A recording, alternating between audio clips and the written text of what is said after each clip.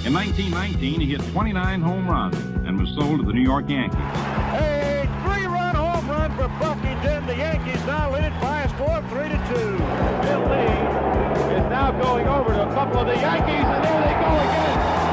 Brown hits it to deep left.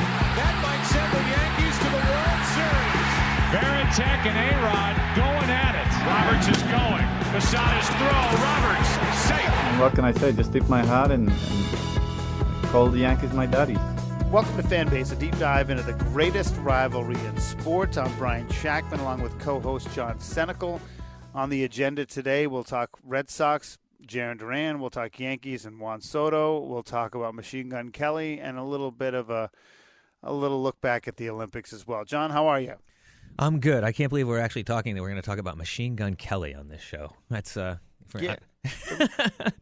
The more I watch that, though, I mean, I want to get into it later. The more it bothers me too, and we'll get into it, and a little bit later in the show. I mean, obviously, between the Houston Astros sweep at Fenway and Jarren Duran's moronic behavior, I thought that I was pretty much going to be done for the 17th time with the Red Sox, but alas, I am not, because the Texas Rangers are a good salve to any wound.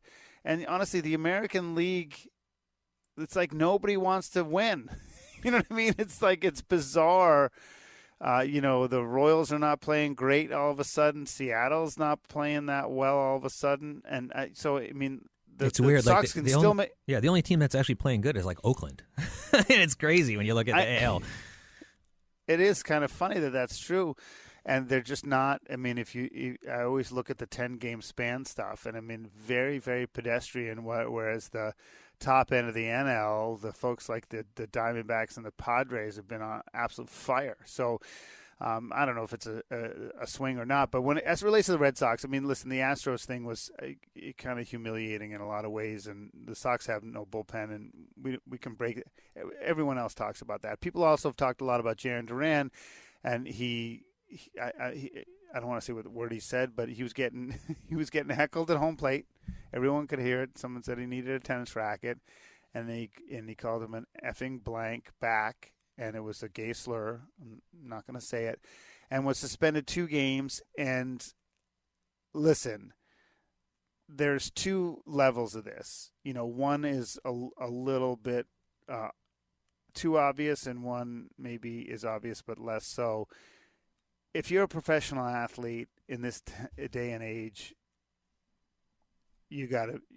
especially with all the microphones that are around Fenway Park with this documentary and stuff, you just got to be smarter, and there's no excuse for it, right? I mean, and again, he could have called him an a-hole, but he didn't call him an a-hole. Right. You know what I mean? And so it showed a little bit of who he is, and that's fortunate. It's really unfortunate, to be honest with you. Because you want to cheer for him, and maybe he is a jerk. You know, maybe he's a jackass. I mean, they're all young kids. I always give someone in their early 20s a break because they're so young and stupid. And you and I were young and stupid, but we didn't do it in front of millions of people. Right. And that's what you got to be conscious of. I mean, you have to be conscious of that. No matter how you were raised or what your beliefs are or whatever, I mean, you can't let that be public. I mean, nobody's perfect. We know that, right? Nobody's perfect. But like you said, when you're scrutinized like that with the microphones, with the cameras, and especially like that Netflix documentary going on, you got to be conscious of that. You have to be.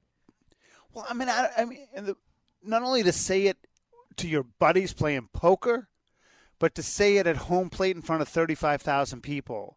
And so to me, it's one of those things where it goes beyond excusing somebody for being young and stupid. It shows you a little bit of the dialogue that it's like when my son comes home from camp. He's 14, he comes home from camp, he's dropping F-bombs left and right because when the counselors are around, that's how they talk. Right. And so it gives me a window into how he talks when he's not with us. And so from a psychological perspective, Jarren Duran told you how he talks. That's who he is. Yep. And so that's a disappointment. The second level of that is when he apologized. It's just, you got to come out and say, listen, that was awful. A, I shouldn't react to fans, and B, I should never use that term, and I won't use it again, and I'm ashamed. It's not what we got. It's not what we got. And so whoever advises him is terrible at crisis management. he ignored them. Well, he basically just said he needs to learn from this and become a better person. That's pretty much what he said. I mean, that's the blueprint answer. That's the blueprint answer. It makes me not want to cheer for him. It really does. It really does. And he's jacked and he's talented, and it just makes me be like, ugh. Yeah, it's gross. it's unfortunate because we had talked about this right after the All-Star game. This guy is on the all-time high of a career for a young player. He's starting his career out like kind of like a Juan Soto. Like he is on a heater right out the gates of his career. All-Star game MVP. I was praising him up and down after that. He was on the field with his family, and I got a totally different impression of him. But now, I mean, like you said, the tiger shows its stripes at the time. But and the other thing that's crazy about this is earlier in the day he got the Red Sox Heart and Hustle Award. Oh my! And Jesus, what talks about values and character. Demonstrates a passion for the game of baseball and best embodies the values, spirits, and traditions of the game. And then that night he goes off and bangs a slur, a homophobic slur. Anti-gay, whatever. Yeah, you I mean, it's not. Yeah. It's tough. Listen, in this day and age, it's even worse, right? I mean, it's always not good. But I can remember years ago. I mean, I work in television. I worked in television for years, and let's be honest, there's a lot of men in television that are homosexuals, and it's been like that for a long time, which is totally fine. Now, I got used to that. I myself. One of my really great friends is gay, and he's probably one of my best friends I've had ever, and we worked with him. And he's never officially came out to me, but I know he is. But I was working with this person, and I slipped up. And I, to this day, feel bad about it. Now, I didn't say the word Jarren Duran said. I just said gay. I just said, like, in passing, I said something about something gay. And to this day, I feel bad about it. Because I know he heard it, but it wasn't like... It wasn't ill intent, but that's still undermined in my vocabulary. You know what I'm saying? I haven't said that word in ages, but I slipped up, and this is probably 15 years ago, and I still feel bad about this to this day. Now I'm still friends with this guy. I went to his wedding, but that still sits with me, and that's 15 years later, and that's nothing on national television. That's nothing, that's been slugged through the media. I mean, we're talking pre-Twitter here, so it matters. It definitely matters. I think the key is for people who are listening to the podcast. Certainly, John is not a politically correct, obsessed person. If you know John Senegal, that's not the case. And I don't consider myself. I toe the line with my language, but I don't consider myself. If there's politically correct way on one side, I'm more in the middle. I think people should be responsible and not offend other people, but what you say or do in your own space is your own business, even if I don't like it. And so I'm saying we're not making political statements here. We're just saying that it's just when you look at it and you understand all of it in context, it really makes it look worse the more you consider it. And so I'm not offended because of what he said. I'm offended that he has these things in his mind and his heart, and he's too stupid to understand what he did. Yeah. It will be interesting to see as we speak now. So he should be coming back tonight to this game because he had served his two-game suspension. Which I'm going to the game, by the way. Oh, you are? So it's going to be interesting. Brian, are you going to cheer for him? I mean, I heard a lot of people saying he's going to get an ovation, a huge round of applause from Boston fans. You know how Boston is. So it's going to be Boston. It will be interesting to see how they receive him in Boston. I'm not a booer, but I'm not going to sit and get him a standing O. I'm certainly not going to do that. So I'll be in the bleachers. I'm hopeful that my 16-year-old son can drive home so I can have a couple beers. So anyway, that's Duran. The Red Sox, listen, they're hanging around. I don't have much specific to say other than, relief pitching and Tristan Cassis should be back this coming weekend, so that's a positive thing if that all goes according to plan. The nice. Dominic Smith experiment can go to rest. That guy, he's a heart attack. Players that you didn't know played the game anymore. Dominic Smith. Right. Dominic Smith. I don't even know who he was. He's John Senecal. I'm Brian Shackman. This is Fanbase, a deep dive into the greatest rivalry in sports. Meanwhile, the Yanks, again, talking broadly, obviously, the Juan Soto 3 home runs in a game. And if it weren't Matt Royce, who produces this podcast and our morning show on WTIC News Talk 1080, basically said that game that he hit the 3 home runs, they would have lost the game if he wasn't in the game. Yeah, he was their whole offense. Yeah. Whole offense. And it kind of sums it up, right? A Judge and Soto, and then there's, I don't know. Well, that's pretty much it. I mean, that's all you got in that lineup, and then it's like I said, you throw the hats, you throw the names in a hat, and you pick out who's going to be 1, and then 5 through 9.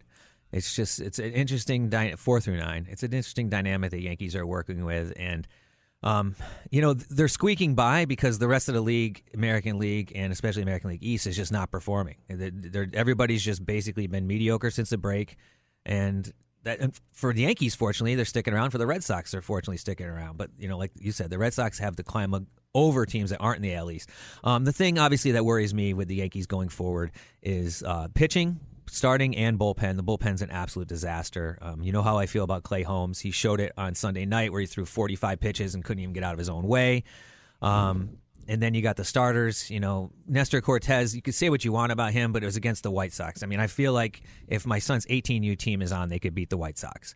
It's just let's just table our expectations here. Yes, the Yankees did get blown out 12-2, but in the bigger picture, you're losing a player that you just got who's been a spark plug, and that's Jazz Chisholm. And that's a huge blow to the Yankees if it finds out that he is going to hit the IL today. I don't know.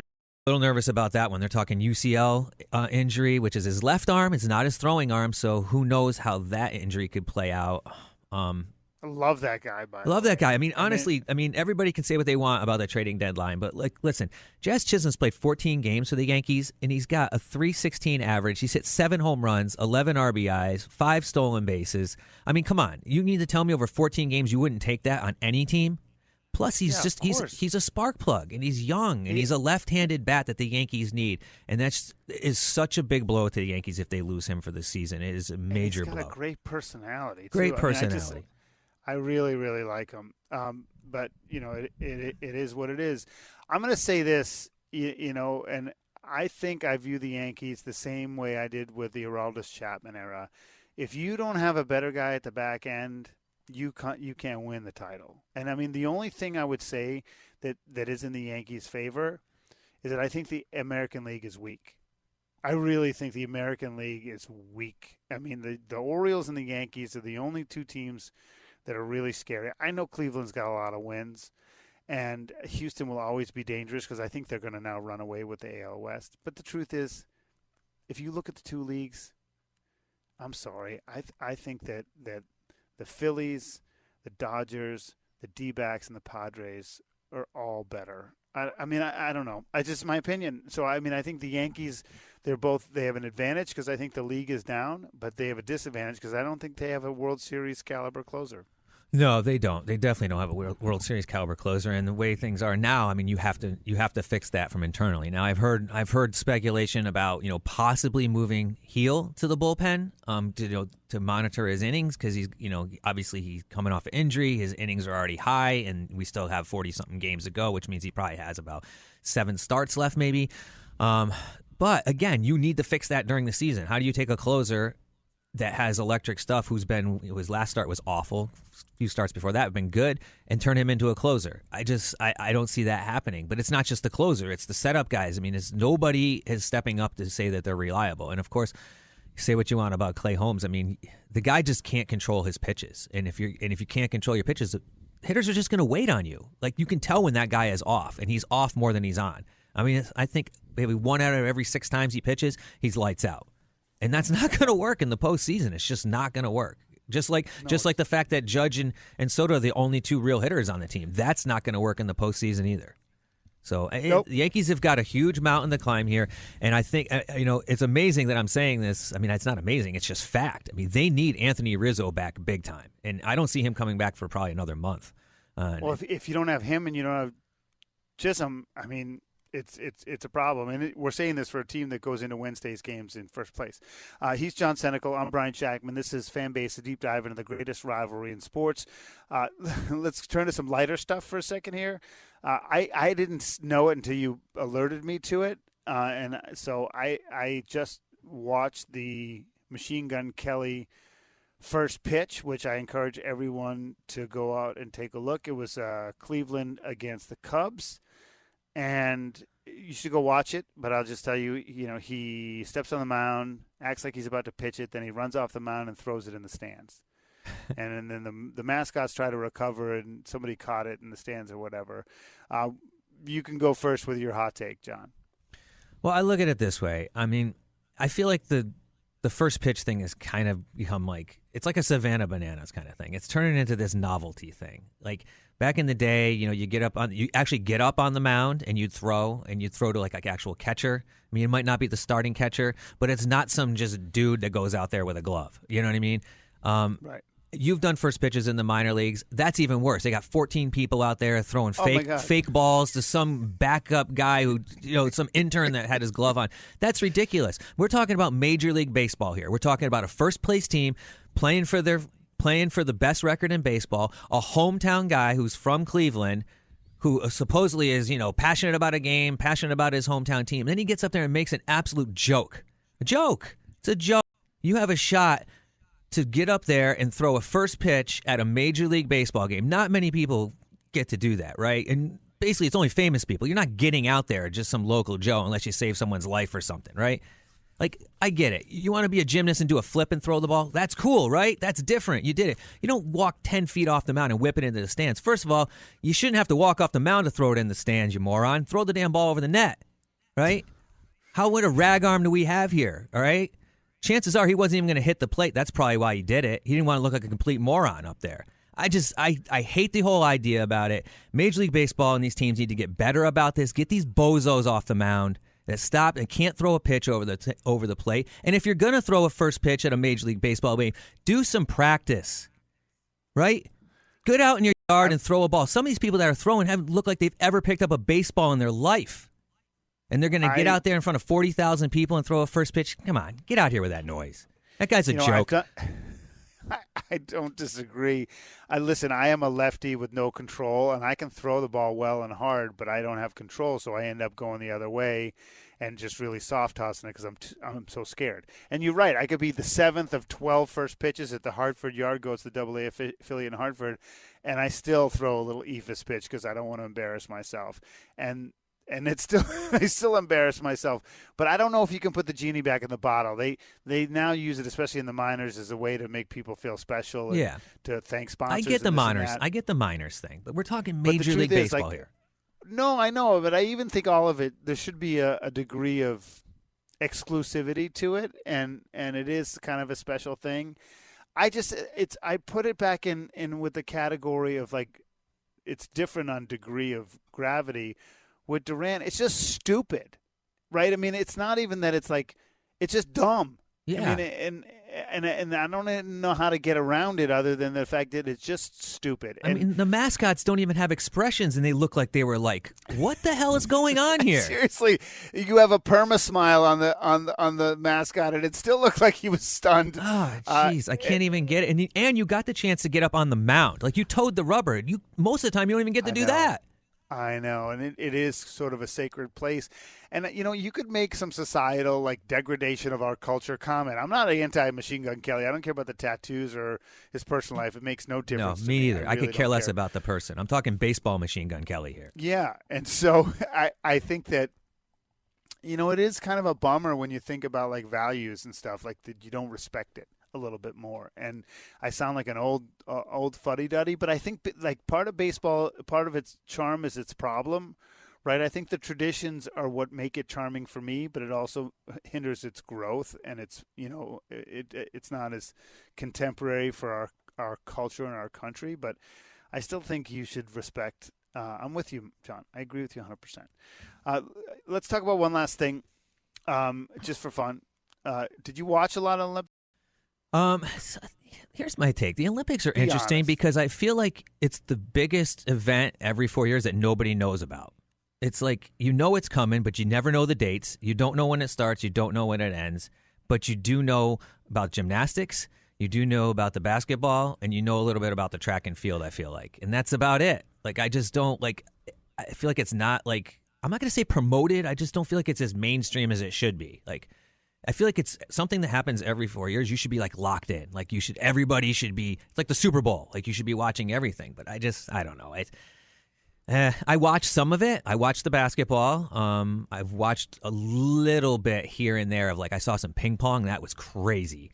I just like to watch that because it's insane. I don't understand how people can do it. the gymnastics. Well, interestingly enough, we can get. I mean, the breakdancing was terrible, and it's not coming back. But baseball's coming back, and I don't know what the rules are going to be. Like soccer, it's U23, except you can have 3 guys who are older. And I don't know what baseball, because I don't think Major League Baseball is going to take time off to have it. So I don't know what they're going to do. But baseball in the Olympics, I think baseball is a great Olympic sport because there are multiple countries that are great. I mean, let's be honest. I mean, Cuba will be so interesting. The Dominican as a team would be so interesting. Obviously, the U.S. still has probably the most players to choose from. But an Olympic competition in baseball would be fun. Yeah, it'd be great. But, we talked about this before. How do you make it happen? I mean, this is something that the Players Union and the owners are going to have to negotiate. I mean, this is nothing that they're just going to be able to flip their switch and just do. And you're talking about something 4 years from now. Are you going to move the All-Star game? Are you going to actually make a break? Because the only way that it's going to be a marquee event is if the marquee players play. That's it. I mean, if LeBron James and Steph Curry are out there playing for basketball, I want to see Aaron Judge and Mike Trout or whoever. I want to see those guys out there playing. I want to see the Ohtanis. I want to see the Trouts. I want to see the Sotos. Like, that's what's going to draw in the viewers. And I just don't see that happening because all the dollars involved, all the injury prospects involved. It's just the players would have to sacrifice too much, and the owners aren't going to want to sacrifice what they're going to have to sacrifice. So it's going to be a very interesting next 4 years to see how this whole thing pans out. Yeah, it will be. I agree. I do think the sport itself belongs. Yes. And I'm sort of tired of this hokey crap. I mean, if it's a sport where like squash, nobody really cares about squash, but it's truly an international game that should be in the Olympics. Baseball is an international game.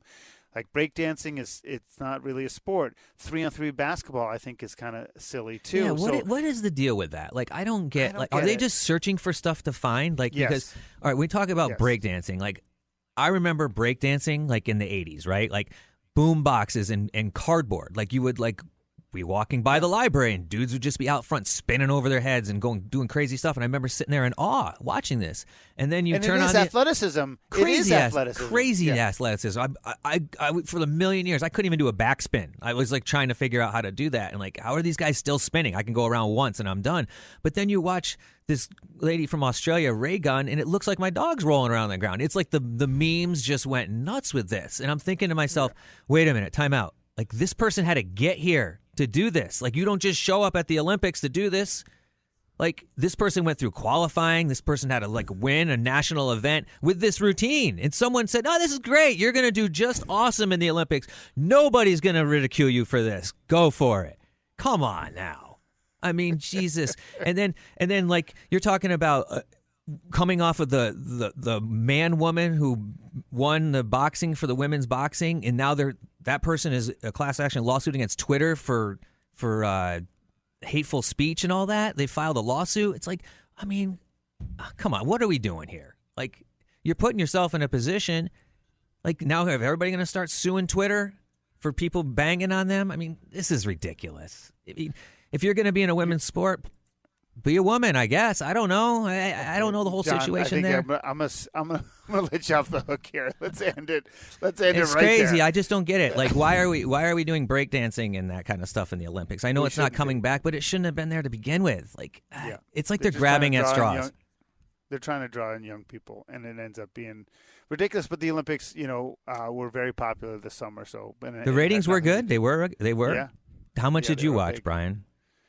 My wife and daughter are into it, so I watched a little more than I would have normally, and I love the fact that they had the stuff on live. So, my work day is different than most, and so in the middle of the day, there was a bunch of live sports. That was nice. I did like that. Who doesn't want to watch some live sports in the middle of the day? I was very much into that.